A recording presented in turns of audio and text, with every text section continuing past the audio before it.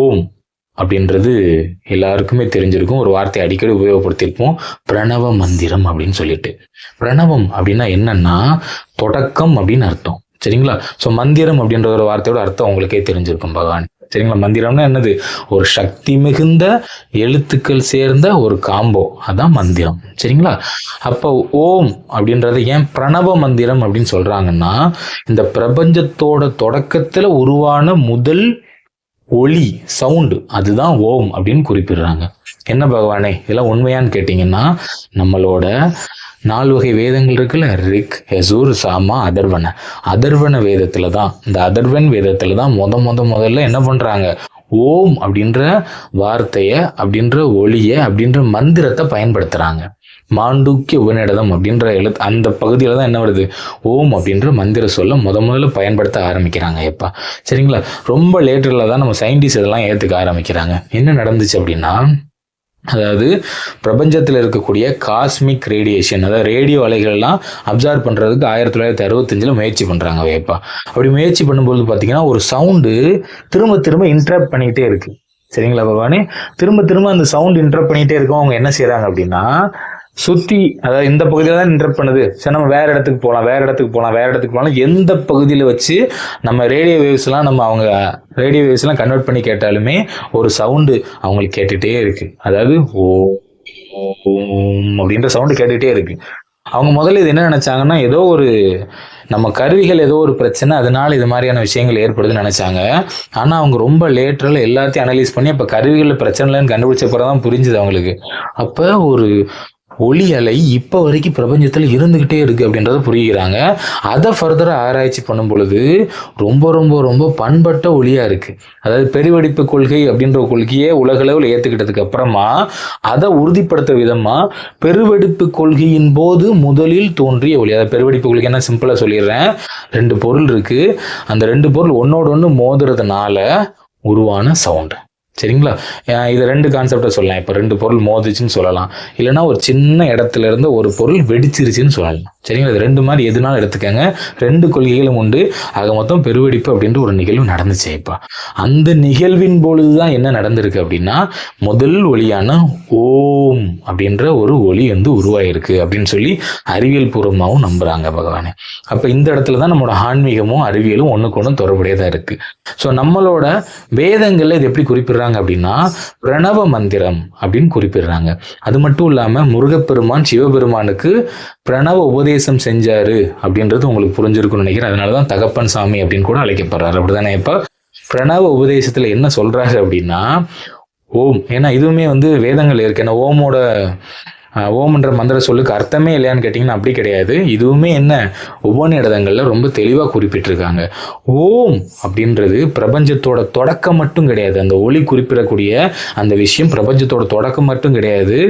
பிரபஞ்சத்தோட தொடக்கம், வளர்ச்சி, முடிவு, இது 3ஐயும் சேர்த்து ஒரு சேர சொல்ற சொல்லுதான் ஓம் அப்படின்ற மந்திர சொல். அப்படின்றத தான் முருகப்பெருமான் சிவபெருமானுக்கு அறிவுறுத்தினதாக கூறப்படுது. இது எப்படின்னா, இப்போ அதாவது ஓ அப்படின்ற எழுத்து எப்படி பிறக்குது அப்படின்னா, ஆ பிளஸ் ஓ, இது 2ஐயும் சேர்த்தோம்னா தான் ஓ பிறக்குது. சரிங்களா? நீங்கள் மேபி தமிழ் லிட்ரேச்சர்லாம் படிச்சிருந்தீங்கன்னா உங்களுக்கு தெரிஞ்சிருக்கும். இப்போ ஆவும் ஊவும் சேர்ந்துச்சுன்னா அவு தானே பகவானே வரும் அப்படின்னா, இது மந்திர சொல்லுக்கான, அதாவது வடமொழி நம்மளோட சமஸ்கிருதம் இருக்குல்ல, சமஸ்கிருதத்தோட மொழி பிறப்பியல் இப்படி தான் குறிப்பிடுறாங்க.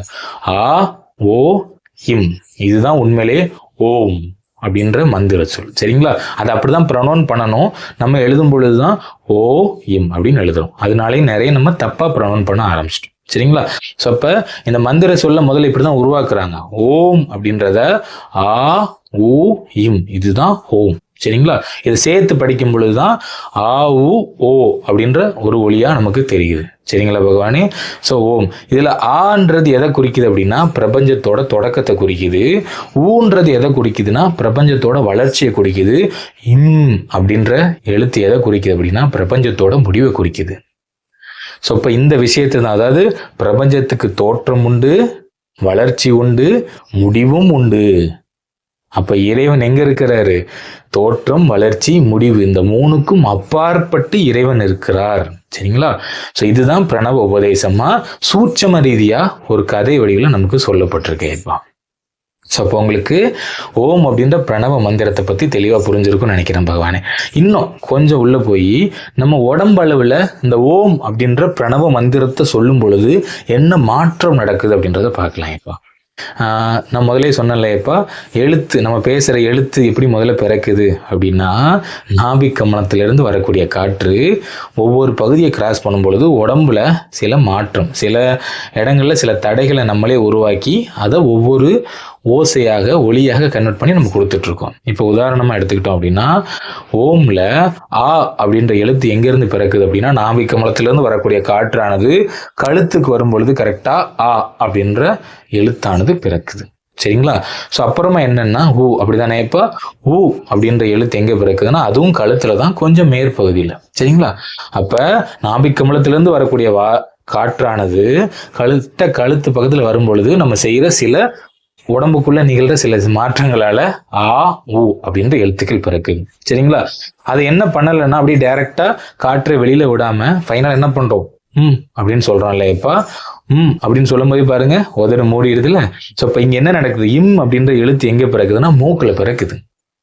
அப்ப ஓம் அப்படின்ற வார்த்தைய அப்படின்ற மந்திரத்தை கரெக்டா உச்சரிச்சோம் அப்படின்னா, நாபிக் கமலத்திலிருந்து வரக்கூடிய காற்று கழுத்துல ஒரு சின்ன அழுத்தத்தை ஏற்படுத்திட்டு டைரக்டா எங்க போகுது, மூக்குல போய் மோதுது பகவானி. மூக்குல போயிட்டு மூக்குல இருக்கக்கூடிய சில பகுதிகளுக்குள்ள போய் வெளியில வருது.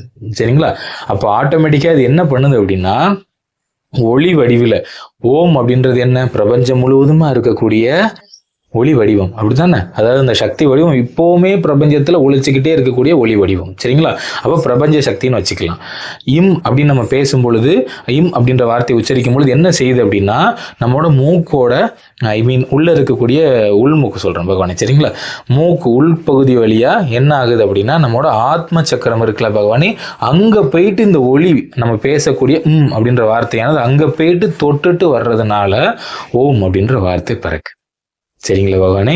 அப்ப என்ன செய்யுதுன்னா, உங்க உடம்புக்குள்ள இருக்கக்கூடிய ஆத்ம சக்தியவும் பிரபஞ்ச சக்தியவும், அதாவது ஒளி ரீதியா நம்ம சொல்றது பிரபஞ்ச சக்தியை குறிப்பிடுறோம்.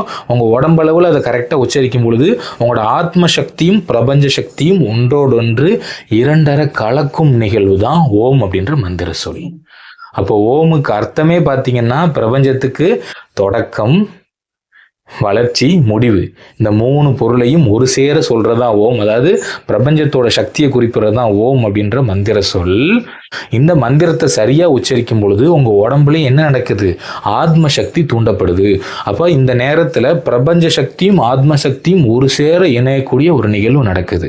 இந்த மந்திரத்தை கரெக்டா உச்சரிக்க முதல்ல என்ன நடக்கும் அப்படின்னா, உங்க மனமானது கட்டுப்படும். ஏப்பா ஏன் எல்லா மந்திரத்தோட தொடக்கத்திலையும் ஓம் அப்படின்னு சொல்லி ஆரம்பிக்கிறாங்கன்னா, இதை கரெக்டாக உச்சரிக்கும் பொழுது கவனம் எங்கே இருந்தாலும் சரி கரெக்டாக கவனம் உங்களுக்குள்ள வந்துடும் பகவானே. இதே இந்த நேரத்தில் இன்னொரு விஷயத்தையும் குறிப்பிட்றேன். இப்போ என்னன்னா, ஏன் அந்த இம் அப்படின்ற எழுத்தை கரெக்டாக உச்சரிக்கும் பொழுது கரெக்டாக ஆன்ம சக்தியை தூண்டுதுன்றதை புரிஞ்சுக்கோங்க. எப்போ சுழுமுனை நாடி அப்படின்னு சொல்ற விஷயத்தை கேள்விப்பட்டிருப்பீங்கல்ல, பெரும்பாலும் எல்லாரும் உச்சரிப்பாங்கல்ல. சுழுமுனை நாடி அப்படின்னா என்னன்னா, நம்மளோட முதுகு தண்டுவடம் இருக்குல்ல, இப்ப முதுகு தண்டுவடத்தோட சென்ட்ரு போர்ஷன் பிளஸ் முதுகு தண்டுவடம் முடியக்கூடிய அந்த மூக்கோட உள்ள இருக்கக்கூடிய அந்த நுனிப்பகுதி.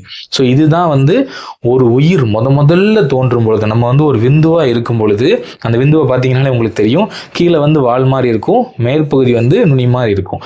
அந்த பகுதி தான் இந்த ஆத்மா. நுனி மாதிரி இருக்கு பார்த்தீங்களா, அந்த பகுதி தான் உங்களோட ஆத்மா. சரிங்களா? ஆத்மா இருக்கக்கூடிய இந்த ஆத்ம சக்கரம், அந்த கீழே இருக்கக்கூடிய ஸ்ட்ரெயிட் போர்ஷன் தான் உங்களோட முதுகு தண்டுவடத்துக்குள்ள இப்பவும் இருக்கக்கூடிய நாடி, சுழுமுனை நாடி. அதாவது அதை சுற்றி தான் என்ன இருக்குன்னா உடலானது கட்டமைக்கப்பட்டிருக்கு. சரிங்களா? அப்ப ஆத்மாவோட தொடக்கம் நீங்க முதல்ல உங்களுக்குள்ள ஒரு ஆத்மானு ஒன்று வர்றதுக்கு முன்னாடியே இருந்த இடம் தான் அந்த சுழுமுனை நாடி. ஸோ அந்த தொடக்கத்துல போய் இந்த இம் அப்படின்ற வார்த்தை கலக்கிறதுனால உங்க ஆத்மாவானது தூண்டப்படுது. ஸோ இப்போ உங்களுக்கு ரொம்ப தெளிவாக புரிஞ்சிருக்குன்னு நினைக்கிறேன், ஓம் அப்படின்ற அந்த மந்திர சொல் எப்படி செயல்படுது அப்படின்னு சொல்லிட்டு. சரிங்களா?